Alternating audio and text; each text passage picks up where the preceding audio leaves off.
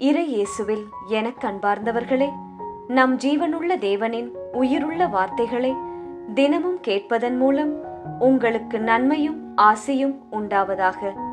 இன்றைக்கு நம் உள்ளத்தில் ஆண்டவர் பேச விரும்புகிற திருவசனம் திருப்பாடல்கள் 143 அதிகாரம் 8 திருவசனம்.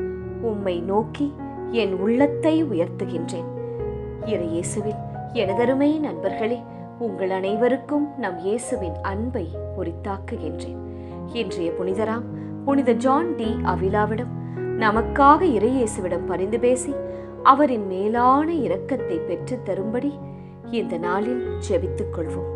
நண்பர்களே, இன்றைய வசனத்தில் கூறியுள்ளதைப் போல அனுதினமும் இயேசுவை நோக்கி உங்கள் உள்ளத்தை உயர்த்த வேண்டும்.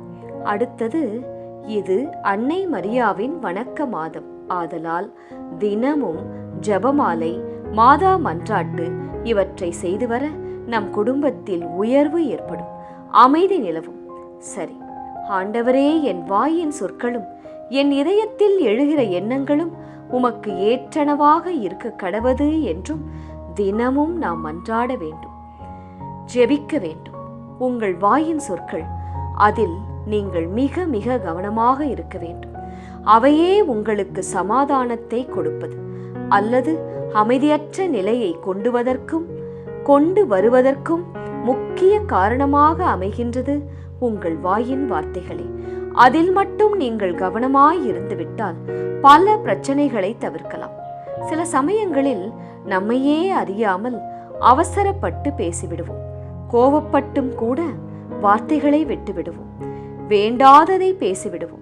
நமக்கு சம்பந்தமே இல்லாத காரியத்தில் அவசியமில்லாமல் தலையிட்டு பேசிவிடுவோம், பெயரை கெடுத்துக் கொள்வோம். நாவினாலேதான் இன்று பல கஷ்டங்கள் நமக்கு வருகின்றது. இந்த உலகம் பல பொல்லாப்பு நிறைந்தது. எவ்வளவுதான் கவனமாக நீங்கள் நடந்து கொண்டாலும் மற்றவர்கள் எதை குற்றம் சாட்டுகின்றார்கள் என்றால் உங்கள் வாயின் வார்த்தைகளை தானே. கணவன் மனைவி இடையே, மாமியார் மருமகள் இடையே, பெற்றோர் பிள்ளைகள், எல்லா உறவுகளிலும் ஏன் என்று சண்டை? நாம் பேசும் வார்த்தைகளால் தான். எனவேதான் டெய்லி மார்னிங் பிரேயரில் இயேசுவை நோக்கி உங்கள் உள்ளத்தை உயர்த்தி, கல்விமானின் நாவை எனக்கு தாரும் இயேசுவே என்று ஜெபிக்க வேண்டும். சிந்தித்து நிதானமாய் பேசுகிற ஞானத்தை, பொறுமையை தாரும் இயேசுவே என்று கேட்க வேண்டும். தினமும் வீட்டை விட்டு கிளம்பும் முன்பாக இதற்காக ஜெபிக்க வேண்டும், செல்ல வேண்டும். ஆண்டவரே, என் வாய்க்கு காவலாயிரும், என் நாவின் வாயிலை காத்தருளும் என்று மன்றாட வேண்டும். இந்த வாயால் தான் நாம் ஆண்டவரை துதிக்கின்றோம், ஜெபமாலை ஜெபிக்கின்றோம், திரு நற்கருணை வாங்குகின்றோம். அதே வாயால் சாபமான வார்த்தைகள் சொல்லலாமா? கெட்ட வார்த்தைகளை பேசலாமா? பிறரை கஷ்டப்படுத்துகிற சொற்களை கூறலாமா? கூடாது நண்பர்களே. இன்றிலிருந்து இதற்காய் ஒப்புக்கொடுத்து ஜெபியுங்கள். நிச்சயம் உங்கள் வார்த்தையின் உபயோகத்தில் மாற்றத்தை காண்பீர்கள். ஜெபிக்கலாமா?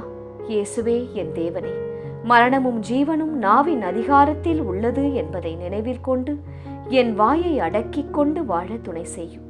தன் நாவை அடக்க முடியாதவன் எதையுமே செய்ய முடியாது, சாதிக்க முடியாது என்பதை மறவாமல் நல் ஒழுக்கத்துடன் நான் வாழ அருள்தாரும் இயேசுவே. ஆமேன். இயேசு கிறிஸ்துவின் பெரிதான நாமத்தின் நிமித்தம் ஜெபிக்கிறோம். ஆமேன். ஒவ்வொரு நாளும் உங்கள் உள்ளத்தில் ஆண்டவர் பேச விரும்புகிற இறை வார்த்தையை தெரிந்து கொள்ள ரோசரி பிரேயர்ஸ் சேனலை சப்ஸ்கிரைப் செய்யுங்கள். மேலும் உங்கள் நண்பர்கள் மற்றும் உறவினர்களுடன் ஷேர் செய்யுங்கள். நன்றி.